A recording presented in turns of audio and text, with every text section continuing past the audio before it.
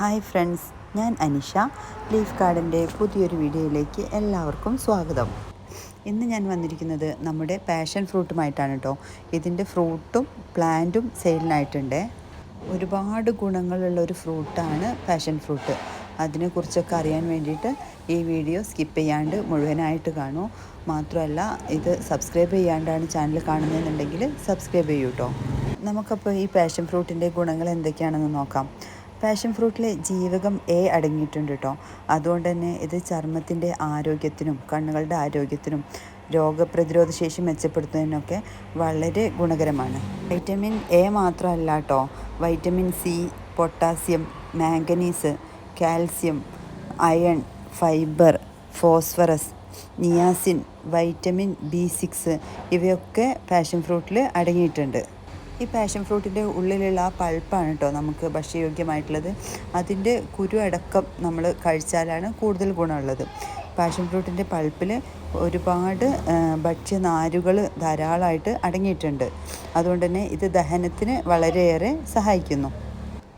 നാരുകൾ ഒരുപാട് അടങ്ങിയിട്ടുള്ളത് കൊണ്ട് തന്നെ ഇത് ഉദരരോഗങ്ങളൊക്കെ തടയാൻ, വയർ സംബന്ധമായ അസുഖങ്ങളൊക്കെ തടയാൻ വളരെയേറെ സഹായകമാണ്. ഈ നാരുകൾ അതുപോലെ തന്നെ കൊളസ്ട്രോൾ നിയന്ത്രിക്കുന്നതിനും ഹൃദയാരോഗ്യം മെച്ചപ്പെടുത്തുന്നതിനും വളരെയേറെ സഹായിക്കുന്നുണ്ട് കേട്ടോ. നിങ്ങളിതിൻ്റെ തംബ്നെയിലിൽ കണ്ടിട്ടുണ്ടാവുമല്ലോ അല്ലേ. ഇത് കഴിച്ചു കഴിഞ്ഞാൽ നമ്മുടെ പ്രമേഹം, ഷുഗർ പമ്പ കിടക്കുന്നു. അതെങ്ങനെയാണെന്ന് നോക്കാം. ഈ ഫ്രൂട്ടിൽ GI അഥവാ ഗ്ലൈസമിക് ഇൻഡെക്സ് വളരെ കുറഞ്ഞൊരു ഫ്രൂട്ടാണിത്. അതുകൊണ്ട് തന്നെ നമ്മൾ ബാക്കി ഫ്രൂട്ട്സൊക്കെ കഴിക്കുമ്പോഴുള്ളതുപോലെ ഈ ഫ്രൂട്ട് കഴിച്ചു കഴിഞ്ഞാൽ രക്തത്തിൽ പഞ്ചസാരേൻ്റെ അളവ് കൂടുകയില്ല.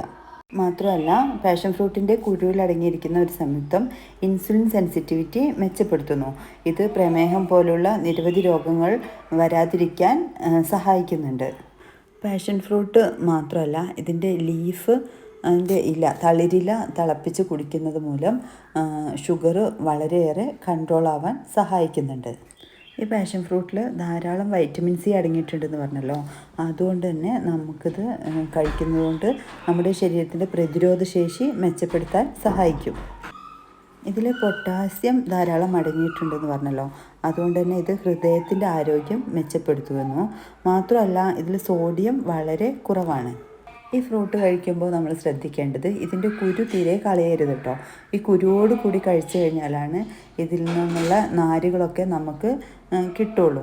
ഇതിലൊരുപാട് നാരുകൾ അടങ്ങിയിട്ടുള്ളത് കൊണ്ട് തന്നെ ഈ പഴം രക്തക്കുഴലുകളിൽ അധികമുള്ള കൊളസ്ട്രോളിനെ നീക്കം ചെയ്യാനായിട്ട് സഹായിക്കുന്നുണ്ട്. ഇത് നമ്മൾ അടുപ്പിച്ചിങ്ങനെ സ്ഥിരമായിട്ട് മാസത്തിൽ 2-3 പ്രാവശ്യമൊക്കെ കഴിക്കുക, അല്ലെങ്കിൽ ആഴ്ചയ്ക്ക് ഒരു തവണയെങ്കിലും കഴിക്കുകയാണെന്നുണ്ടെങ്കിൽ ഹൃദ്രോഗം വരാനുള്ള സാധ്യത വളരെ കുറവാണ് കേട്ടോ. മാത്രമല്ല, സോഡിയം കുറവാണെന്ന് പറഞ്ഞല്ലോ.